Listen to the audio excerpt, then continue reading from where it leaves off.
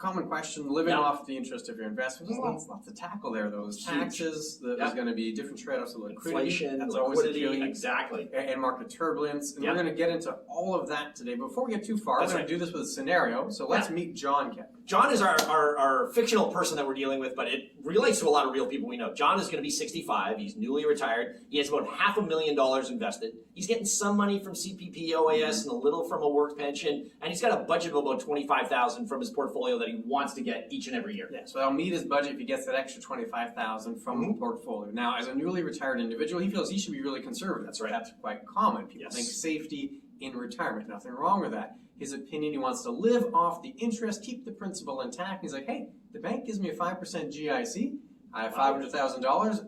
Problem solved. Done. There's my 25 grand. A very common concern, common solution we see. But there are a couple of items we have to talk about that could possibly be an issue with this. The first one is going to be tax. Yeah, I mean, tax is the biggest factor. Let's remember that he is earning money, but we need to know, is this money in an RSP? Is this money in a TFSA? Is this money non-registered? So again, depending on where it is, this could all be listed as income for him, which means that no matter what he's doing, there is a tax consequence to it. So if you're in that 25 grand, it may not be just straight to you. You may have to pay some tax on it. Yeah, unless it's all in a TFSA. There's going to be some form of tax here, so that 5% on $500,000 might not actually work out. So tax is the first issue. Second is simply longevity. Folks are retired for longer than I think they often conceive. Exactly. If you retire at 65, you're probably going to have a good 2 decades, maybe a little longer of retirement. And lots can change in there. Certainly interest rates could change in that area. So even if you use GICs, you might get 5% for a while, maybe a little higher, a little lower, but you're still going to have to deal with some variability and some level of change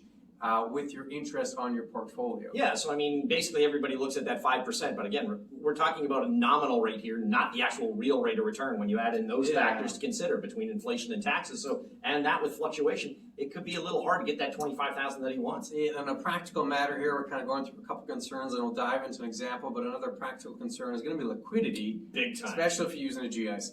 Yeah, I mean, GICs, traditionally you get it either paid at maturity or you get it paid once a year. There are ones that you can get that are monthly, but usually if you get that monthly play, they're going to take a lot off of what you're going to earn. So you may not get that 5%, it may be 4.5%, 4.25%, maybe even 4%. So now you're not making the same amount because you want that liquidity early. So if something comes up, maybe we're not able to do it, but liquidity is not the only one. It's also that you can't cash a GIC usually in the interim if you need money for anything. Yeah, if a big thing comes up, well, normally you can't just cash it in, or at least not cash it in without penalty. And the more features you get, so instead of getting an annual pay, you want a monthly pay, well, the more features you have, the lower rate you will receive, like you just mentioned. So lots at play there, certainly with the liquidity. And then the big factor here, the one we're kind of building up to, is going to be inflation.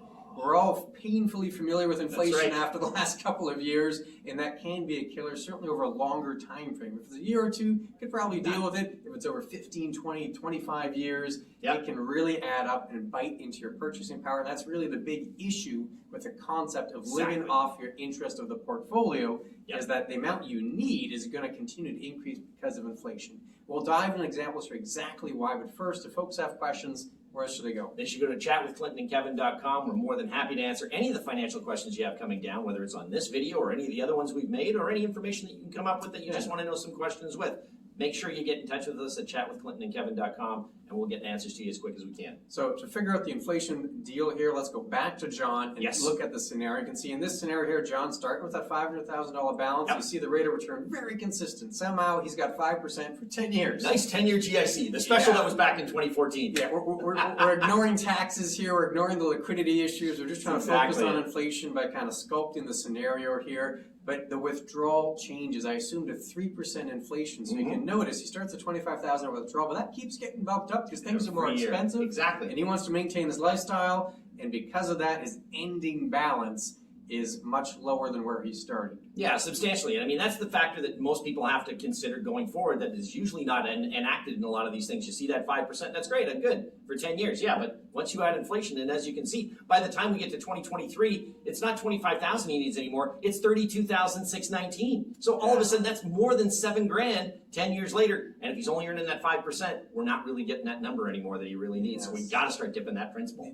The trade-off there is either he just takes a consistent 25,000 out, which means he's got to cut his lifestyle because things are more expensive and his 25,000 doesn't go as far, or he maintains his lifestyle but has to take out more, which now is going to erode into the principal because the 5% just isn't cutting it anymore. Exactly. So that trade-off is there. And we only looked at a 10-year horizon. We looked at 15, 20, 25, which is more common for retirement. That's right. That whole situation would be magnified. The inflation effect would be magnified over the longer time period. But we'll look at scenario 2. Yes. Let's just go back to John here and assume this time, instead of getting a consistent GIC, so you know what, I'm just going to go with a balanced mutual fund. Yep, And let's see how that works. See how that works. A little bit of risk, but let's see the details. So you want to walk us through this, guy? Yeah, so basically, as opposed to that 5% that you've been seeing consistently on the GICs, he's now getting market returns. So as we can see there's quite a few years that have been phenomenal for him at a double-digit growth, and then there's 2 years where we've got net negative return. But if we really take a look, we're still doing the same thing. We're still taking that 25 added with the inflation, but if you take a look at the end number, all of a sudden, it's no longer 400 and something, it's now 500 and something. So he has made money while taking money out. So at the end of the day on this,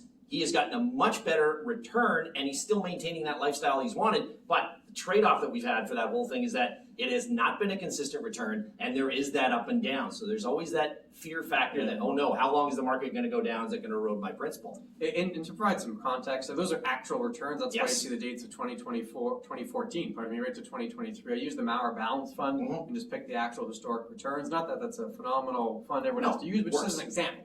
And you can see how it would vary. And you're right, the very real trade-off here is that he ended up with a significant amount of more money after 10 years. You're talking 114, 115,000 additional dollars, but had to deal with the volatility, specifically 2 negative years, one of which 2022 was a pretty painful negative year, in order to get that higher return. And not everyone's going to be comfortable doing that trade-off. It's easy to see it on paper, so, oh yeah, there's a bit of red there, but it works out in the end. When you live through it, it doesn't feel that way. It always feels worse when you're going through the bad market. So that is a very real trade-off. So it comes back to really what is your goal. There's no magic solution. If you want to fight with inflation, well, you may have to accept a little bit of risk, or you may have to realize, you know what, I'll have to erode some of my principal in order to deal with it. You have to figure out what is your goal, what is your comfort level. Yeah, and what's your risk factor for this whole thing. So as we've always said, our mantra is have a plan. You need a financial plan to be able to deal with this, whether that is more conservative or whether that is a little more aggressive or something in the middle, just so that you can get exactly what you need going forward. But this is a good example here of knowing what the far conservative side is compared to, say, more of a balanced portfolio, and how erosion may happen with inflation. Yeah, and the idea is nothing wrong with being more conservative in retirement. We encourage folks to do that, but again, within perspective, right? What are all the goals? What are the trade-offs? And they have to find something that's going to be a fit for you, which is why that plan is important. If you like this video, we have another great video on how to securely draw down your payments in retirement. That's floating on the screen somewhere related to this topic. Click on that video. We'll see you again very soon. Take care.